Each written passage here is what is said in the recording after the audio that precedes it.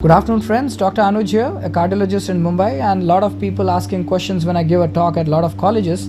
So a very amazing question which has come out is somebody has asked me on email, are we secular or are we secular? India is a country which is very newly found this term from the time Jawaharlal Nehru has come as the Prime Minister of India, that we are a very secular nation. So as a doctor, whenever I go, I'll give you very small 3 examples that I myself noticed in my life where how the sick feeling of secularism is there in India. I was there on 25th of December at a hospital which I go, and there were all big celebrations on my floor. There were balloons, there were Merry Christmas, everything written, and not one of those staff was a Christian. And they immediately when I came, they said, "Merry Christmas, sir." I said, okay, Merry Christmas. I don't find it wrong to say Merry Christmas, but I was amused by seeing that not one of them was Christian. Now imagine this happening in any Islamic country, or a Muslim wishing another Muslim, Merry Christmas. Did you ever see that? Or say any Christian wishing another Christian, Happy Diwali.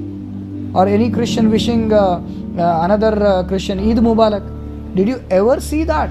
It is only in these Hindus that I am seeing this secular feeling of secularism, where they are not even of that particular caste, but they take great privilege in thinking that, oh, all should be same, everybody should be same, and we should greet each other very nicely. Why? Who has told you?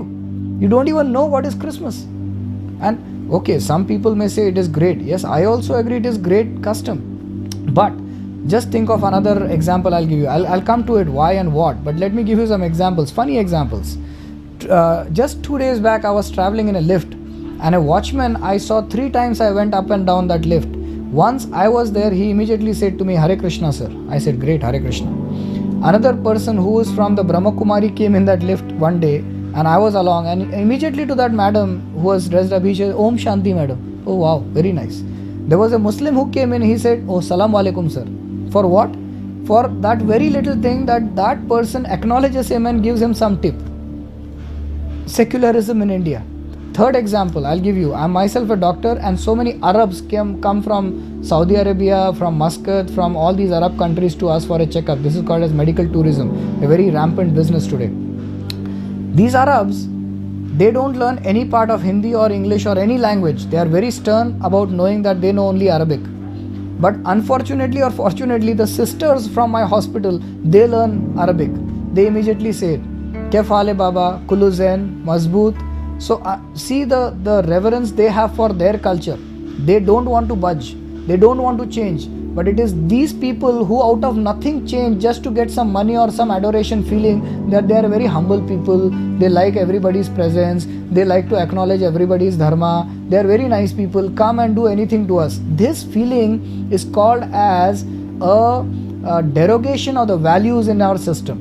The values means honesty. The values means truthfulness, humbleness. These are values. But when they are perverted, they become what we are today in our Indian society. This is a perversion of the values.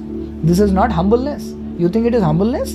That when a person from other country comes, you immediately know his language, speak his language. I have been to France, I have been to so many countries. Go outside and try to tell even a French watchman that he'll tell you very sternly in his own language, "Please don't enter, please stand here." He has that sense of gratitude for his country, and he speaks in French. Why don't we have it? This is so common in India, that as soon as a white man comes, if he goes around in archaeological places, even that guide tries to make him feel better and say that, "Oh, we Hindus now, we are like this only, we all like to, we are like this only, so much bad is in our tradition, so much wrong was done to us, we are so wrong, we are so bad, we are so gone," just to make that person feel good. What nonsense is this? Is this a feeling of a secularism, or a feeling of a defeatist mentality which is there in Hindus? Just think about it. It is a completely defeatist mentality. Why? Because he has no knowledge of scriptures. He has no knowledge of his very basic Bhagavad Gita or any kind of Vedic injunction. So that's why he immediately puts himself at a lower position. He immediately feels that foreigner is at a higher position. It has to do with our education system. It has to do with a feeling that Shastra ke saath Shastra hona chahiye. When you have scriptures and they teach you humility, it teaches you also the level of Kshatriya spirit. It teaches you that you need to defend your dharma. It says, dharma rakshati iti dharma. If you are not protecting your dharma, it is a waste of it. Because if you protect it, only then that dharma will protect you. This is a basic misnomer in Hindus that we cannot put up weapons. I'll give you a very basic example. When the first time Alexander came in 326 BC to India, who helped him? Do you know that? The Buddhists, when as soon as he entered, they said, oh, you will accept our dharma? You will become Buddhist? Okay. We are very non-violent. We don't do violence. We are absolutely non-violent and we will help you. In return, you become Buddhist. And Alexander and all his people fooled them and they said, oh, yes, we'll become Buddhist. Show us the proper way. Give us food. And the Buddhists helped them. Unfortunate, but it's true.